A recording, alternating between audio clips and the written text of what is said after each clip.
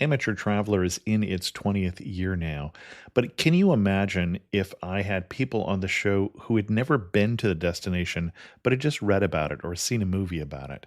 That wouldn't make any sense at all, and you wouldn't listen. We all know how important it is to receive advice from people who know a destination to get the most authentic local experience. And a great option for experiencing this is Explore Worldwide and their authentic small group adventures, led by local tour leaders, perfect for solo travelers who want to meet like minded people with a desire for adventure. I'm often an independent traveler, but two of my last three trips were with small group tours because they organize everything and it's a lot easier.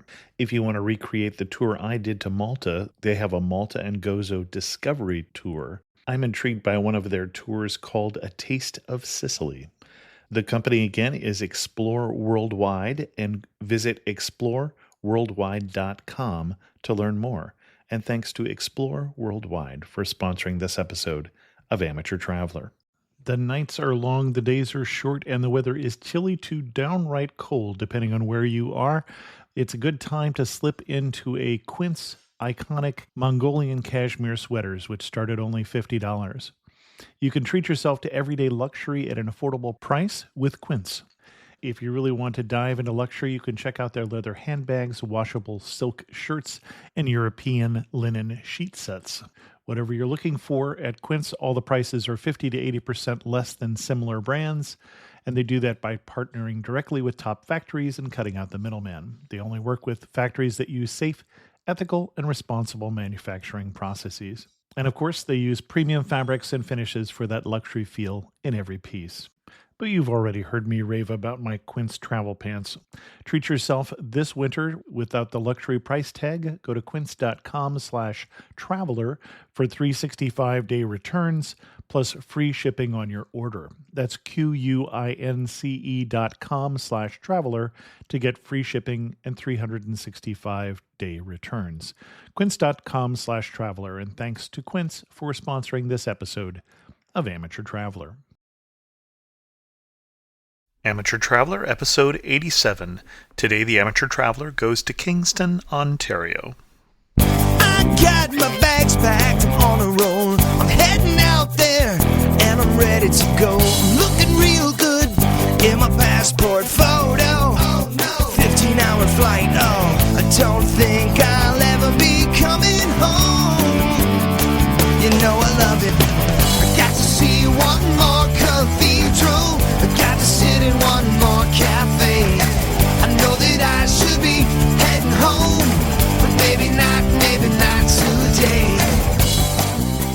Welcome to the Amateur Traveler. I'm your host, Chris Christensen.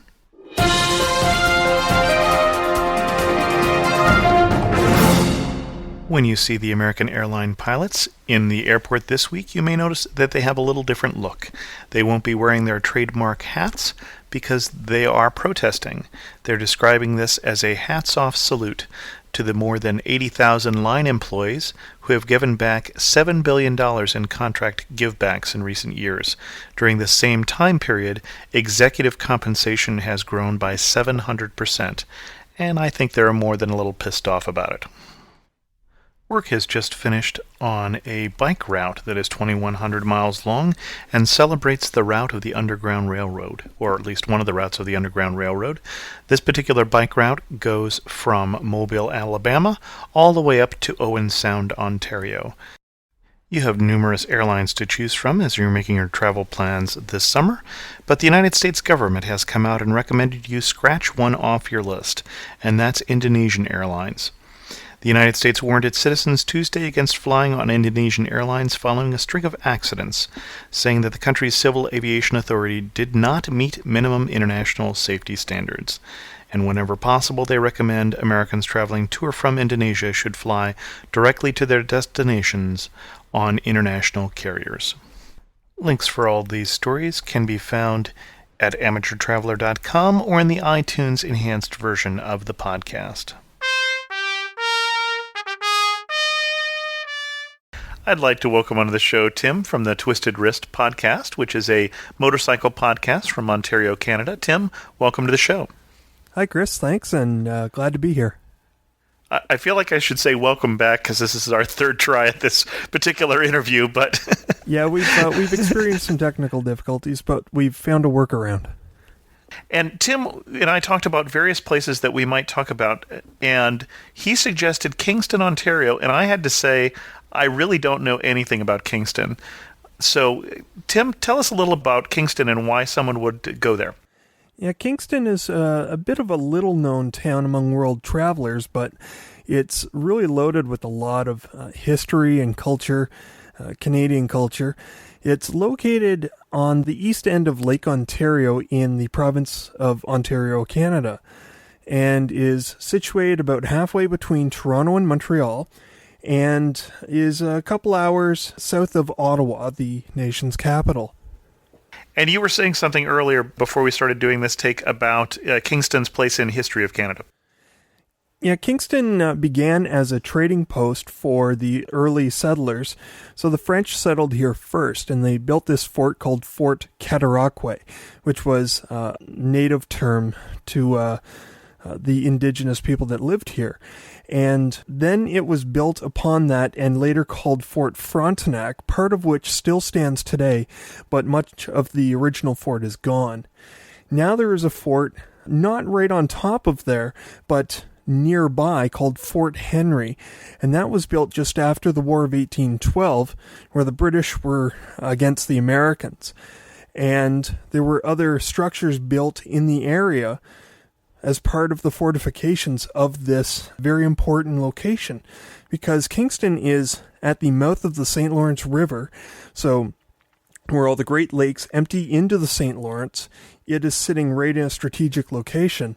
And the Rideau Canal, it wasn't built back then, but it was finished long afterwards. The Rideau Canal is the waterway going from Kingston up to the city of Ottawa. So that's a major trading route as well for the early fur traders. So the military fortifications that were built in this area were critical to the security of Canada as it was then. And it strikes me as odd when you talk about that because, of course, we're talking about building fortifications to keep out those pesky Americans. But, of course, by this point, just after the War of 1812, we've just fought 2 wars between the U.S. and Canada within a generation. So who knew at that point that it would become such a peaceful border between the two countries? That's right, and it exists today as the longest undefended border in the world. Although you were saying earlier that there's still military presence in Kingston. Yes, the Canadian Forces Base Kingston, or CFB Kingston it's more commonly known, is still located there, and it's just to the east of Fort Henry that I just mentioned. CFB Kingston is known for its electronic warfare unit, and they call it the Signals Regiment. It's basically very high-tech military communications. So these are the guys that go in there and they keep everything in check, keep the communications flowing in a wartime, I guess. One of the main features of historical Kingston is that it was the first capital of Canada. The city hall that exists now was the original Parliament buildings of Canada, essentially. That's where the first government convened.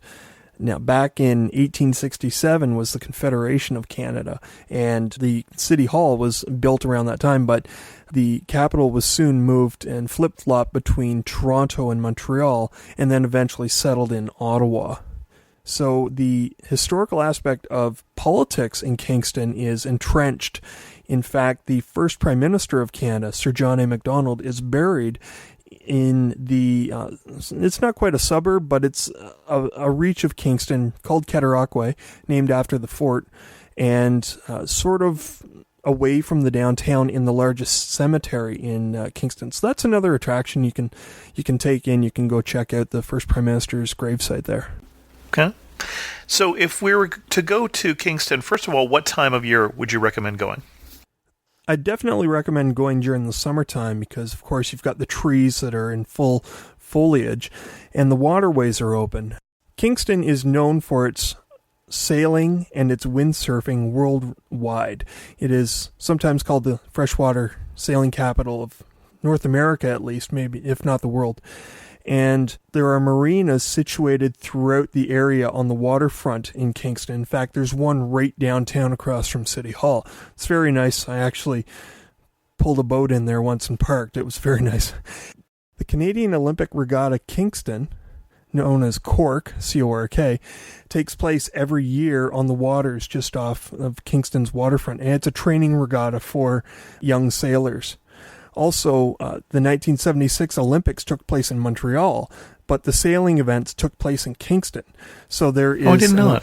Yeah, there's an Olympic harbor there now in the former town of Portsmouth, which is now enveloped within the city limits, but it's called the Portsmouth Olympic Harbor, and it's right next to Kingston Penitentiary. Okay, and I'm assuming the penitentiary isn't necessarily on our highlights, but what are the highlights for us to see in Kingston? Actually, funny you should mention, it is a highlight. Oh, really? Okay. Yeah. You wouldn't know it unless you've been around here, but Kingston has the highest density of penal institutions in Canada. There are 9 federal penal institutions in Kingston. There's Kingston Penitentiary that is maximum security, and it's right on the water. And then there are other institutions that range from maximum down to minimum. Also, up until more recently, Canada's only correctional facility for women, called the Prison for Women, or P4W, was located right across from Kingston Penitentiary. And now there is a correctional museum located there. So, as someone comes to visit you in Kingston, you grew up in Kingston, what do you take them to see? It's not only a town with a lot of history, but a lot of culture as well. It's well known as a hockey city. And, well, there are places that contend for the original hockey game, but one of those, and it's got some good evidence in favor, I guess, was the very first game of hockey played between Queen's University and the Royal Military College in 1886. So a lot of people in the hockey world have come from Kingston, and the International Hockey Hall of Fame is located in Kingston, not downtown, but out by the hockey rink, called the Memorial Center, which is now being replaced by a brand new sports complex, which is located right down just off the downtown, certainly an easy walk from downtown. So that should be open, I hear, by December 2007. So it should be open, next year. Okay.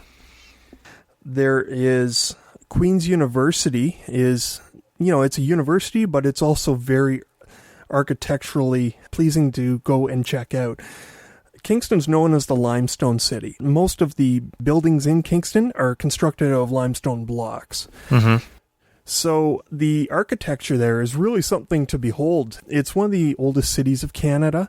So you don't get that when you go to the West Coast, say Vancouver. Sure. That's a fairly new city. Toronto is all concrete skyscrapers. Kingston has a low skyline and old buildings that have not been torn down and replaced. So you want to go also just for the architectural beauty. And one of the best ways to actually take this in, there's a group that was put together in 1995, I think, and they do ghost walks of downtown Kingston. And I think you can find them at ghostwalks.com. Mm-hmm. And what they do is they walk you around in the evening by lantern light, and they take you to basically haunted sites of downtown Kingston where they can tell, nice ghost stories and whatnot. So it's a good way to get around to see the downtown. And it's not that expensive either. They go around to different pubs and you can try the beers and whatnot. The pubs downtown are great. There's a nice area if you like the pub life. Then the Kingston Brewing Company is one of the oldest, if not the oldest, brew pub in Canada. So that you can go there, and they've got their own fare. There's a Celtic bar right across the road in the Prince George Hotel, which is another historic building right across from the main park downtown. And those ghost tours congregate at the Prince George Hotel, which is not a big building. It's a small limestone building, but that's where they leave from and go on their crawls. Any other highlights that you definitely recommend that people who come to Kingston don't miss? Well, if you're into diving, Kingston's also known for great wreck diving. I don't dive myself, not very well anyway, But we had a zebra mussel invasion back in the early 90s. And these little mollusks just clung to the hulls of boats, and because Kingston's also a bit of a port, they were dropping off there. And at the time, they were clogging up intake pipes for the water treatment plant, which was bad. But over time, we found out that they were actually clarifying the water of all the sediment that was floating around. So it turned the water really clear within a couple of years. Huh. So now the diving there is great because of this infestation of zebra mussels. So a lot of people go there for cold freshwater diving. Now, I assume you're always going to need a wetsuit to do this full year round. Well, and obviously in the winter you'd have to break the ice. So, yeah, we don't have too many icebreakers. Okay. Polar bear clubs maybe, but you might even want a dry suit in the colder temperatures. But it's a fairly deep lake, and the water is pretty cold. So yeah, you definitely want a wetsuit. Okay. And what is nightlife like in Kingston? Well, right down around the pubs, there's also nightclubs. It's on Ontario Street is the main entertainment center down by the waterfront. There's a second entertainment center going away from the waterfront, maybe a mile, up a very nice commercial street called Princess Street. And up at the top of that, it's a one-way street, so you're going against traffic, and you find this place, and it's called The Hub. And it's a location where there are 3 or 4 bars, all owned by the same proprietor, I believe. But it's frequented a lot by students because Kingston's also a university town. The prestigious Queen's University is located there. And these bars are not far away from the university. And they're your average nightlife bars, I guess. I used to go there. A lot of college-age kids go there. So you can find a lot of activity up there at the Hub. And, of course, when the bars let out at night at 2 a.m. After last call, you go next door and grab a pita, and then all is good. Now, if I came to Kingston, if I came up there, what kind of things would surprise me? You'd definitely be surprised by the beautiful scenery.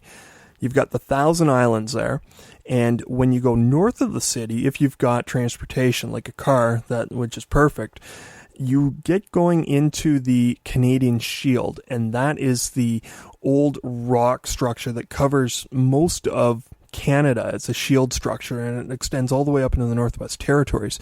But what it does is it dips down right north of Kingston. So Kingston sits on limestone, and that's where all the buildings were made from. But as soon as you go north, maybe about 20 minutes, you get into this area of lakes, and the roads are winding around all the lakes.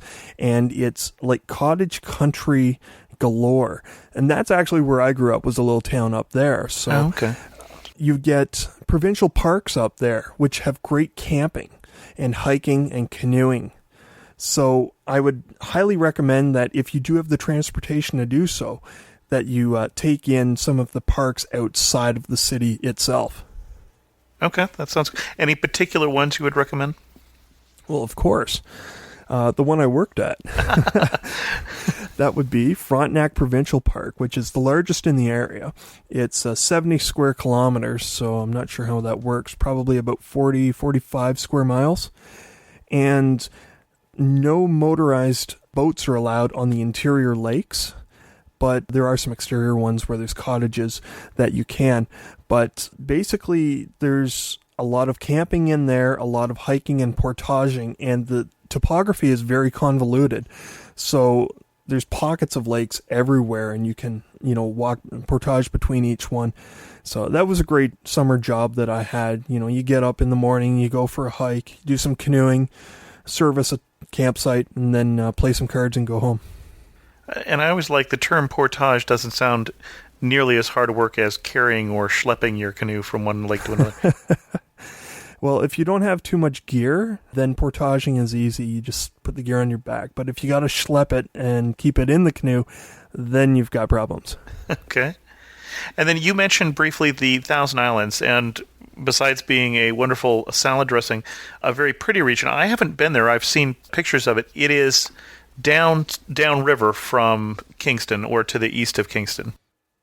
Yeah, the Thousand Islands are basically the Canadian Shield stretching down into the Adirondacks in New York State. Okay. And where the St. Lawrence River crosses the Canadian Shield, and the topography's all sort of mountainous, that's been eroded mountains, that's where you get these islands.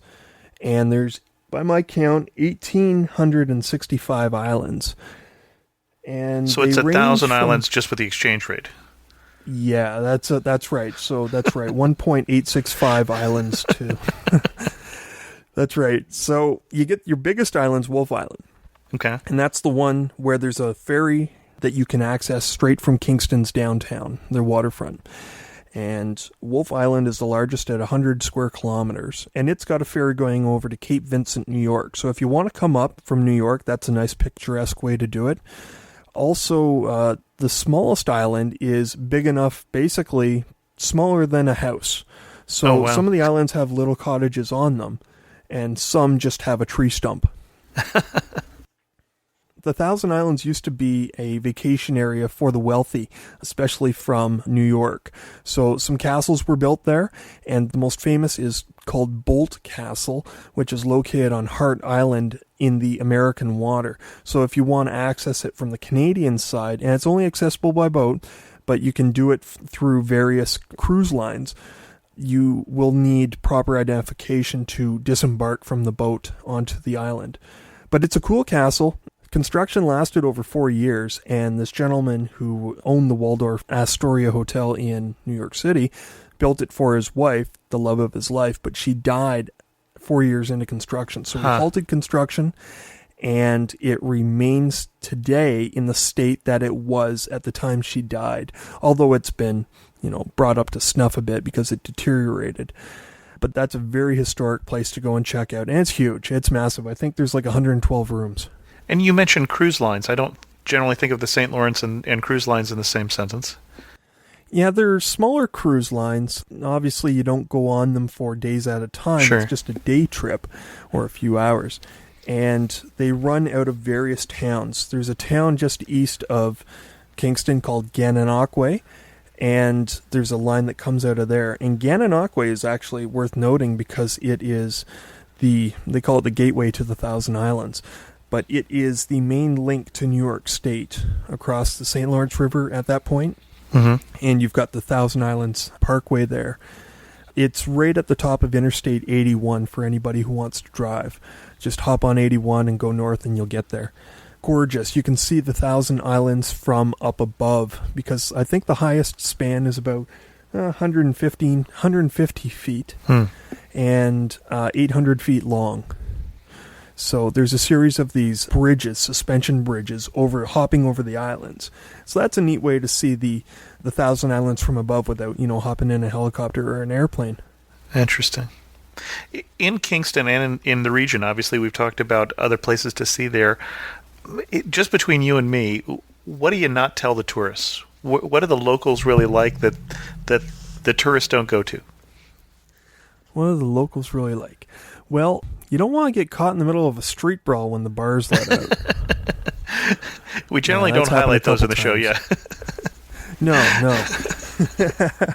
Yeah, you don't want that. But generally things are really peaceful there, but some students are itching to get out of town and get to the big, metropolis of Toronto. It can be a rough and tumble town. It's a hockey town. And now you're just being redundant. Oh, it's a hockey town, so people like to pick fights sometimes. So yeah, I went to a fight one time and a hockey game broke out. It was terrible. Just once, eh? That's like part of the game up here. I actually went to college in upstate New York, and I went to a hockey school. Oh, did you? I went to Rensselaer, which won NCAA the year after I was there, except that we had more French Canadians, so we actually didn't have hockey, we had hockey. Okay. Yeah, and my wife is French Canadian. She doesn't pronounce the H, so I tease her on it all the time. Here's a question for you. So you have a motorcycle podcast, right? Twisted right. Wrist. If you were going to this area with your bike, where would you go? If I was going to Kingston on my motorcycle, it depends on what the style of riding is. If you like nice, slow lumbering along, taking in the scenery, then there's an excellent drive into the city along the waterfront from, it's way down the coast to the west of Kingston, called the town of Picton. And if you look at a map of Lake Ontario, it looks like an island that's stuck it's sort of like a tumor on the north coast of Lake Ontario. And right along that road is just an extraordinary drive where you're just a few feet above the water level for, probably an hour. So it's very nice and scenic. Now, if you're looking for something that's fun, then north of the city, where all the lakes exist, up towards Frontenac Provincial Park, that's where you want to be riding, because then you get rock cuts and the roads wind around the rock cuts and go up and down around the lakes. So you can really take in both types of riding in the Kingston area, which is one reason that I love it so much. Okay. Any particular food that Kingston is known for? Well, I wouldn't say that there's a Kingstonian food. The First Brew Pub is there, so beer definitely fits on the menu. And being close to Quebec, you're going to get poutine. Are you familiar with poutine? I do not know poutine. He's the Prime Minister of Russia, though, isn't he? That would be Putin. Oh, sorry. And poutine is Poutine, and what it is the very healthy meal of French fries with cheese curds on top, smothered in gravy. Oh, gee. And this is a traditional dish that you have to partake in when you see it. And some places are good, some places are not so good. Like the fast food joints will sell it, like Burger King and whatnot. I think they have poutine up here. If you can find a specialty place that serves poutine, definitely gotta try that. Huh. But that's actually a French-Canadian food. Okay. We just happen to be close enough to the border that, we can sort of take claim of it a little bit. Any particular place that you would recommend people to stay? Well, you have hotels downtown. You've got your major hotels. And then you've got, out from there, you've got your motels. I think most cities are probably like this. There is also a hostel that backpackers or, people traveling on a budget can stay at. And it's actually located on a ship downtown. Oh, really? It's called the Alexander Henry Ship. Obviously, hostel rules apply, but it's not too far from the major hotels downtown. So that's a nice alternative if you're traveling on a budget. Any last words to say about Kingston? Only that it's a place well worth visiting if you like the smaller town feel of traveling, if you don't like going to the major urban centers and want to check out something that's off the beaten path, that's got history, that's got culture, and just a generally enjoyable time for the individual or for the family. Yeah, can't do better than Kingston, Ontario, really. Well, thanks, Tim, so much for being on the show. Before we leave, why don't you give us again your URL for your website? My website's at thetwistedwrist.com, and that is Canada's motorcycling podcast. Thanks again for coming on the show. Thank you, Chris. We mentioned in the interview that we had some technical difficulties with this one. We were trying to connect on Skype, and it disconnected on us, I think, 5 times in the middle of the interview. So we finally gave up on Skype, went back to a phone line, and started all over again. In the confusion that came from restarting the interview more than once, I think we restarted 3 times, we left out 2 different things that Tim had mentioned. One was that there is a buskers festival or a street performers festival in the middle of July in Kingston, and I'll put links to that in the show notes. And then also the interesting historic thing that Ontario, and Kingston was part of Ontario, used to be Upper Canada, and Quebec and Montreal would be in Lower Canada. Even though Upper Canada is further south than Lower Canada, it was up the St. Lawrence. It was up in elevation, and it was upstream.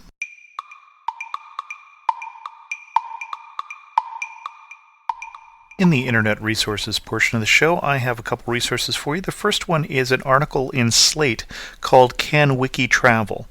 And basically, it's somebody who went to Thailand, and instead of using guidebooks, Lonely Planet, Rough Guide, Photos, Let's Go, pick your favorite, they were traveling the whole way using just the internet, using just Wiki Travel and some of the other wiki-based travel resources. And a wiki-based travel resources is where anybody, or at least a number of different people, can edit the information rather than a single travel author. So check out that article. I'll put links to that in the show notes.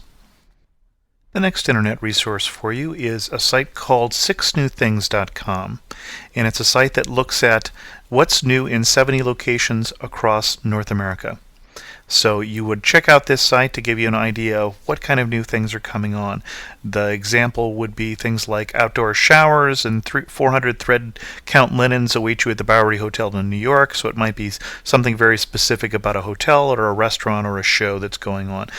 So check out 6newthings.com.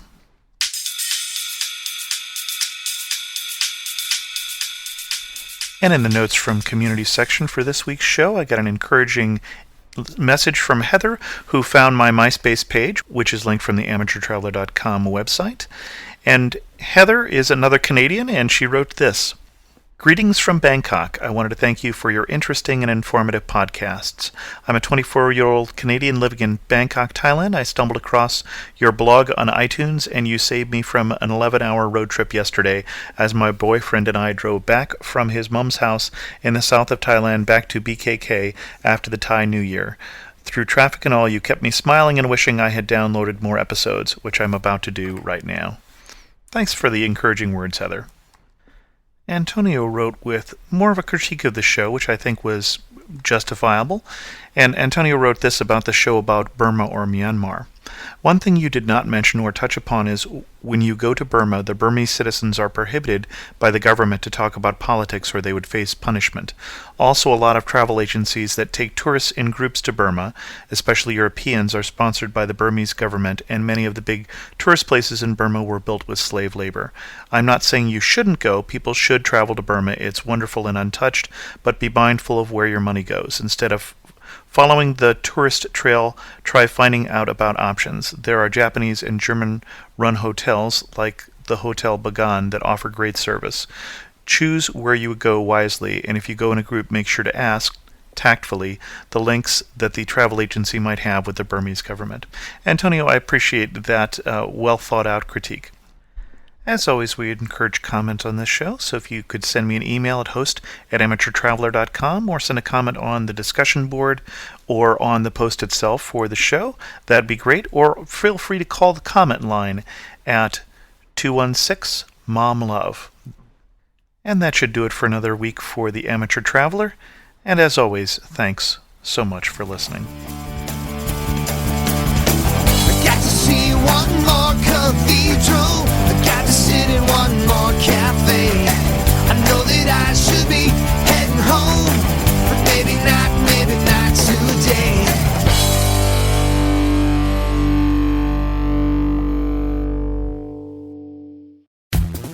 The best and the brightest, served up daily by the sharpest minds in content delivery, Podshow and Limelight.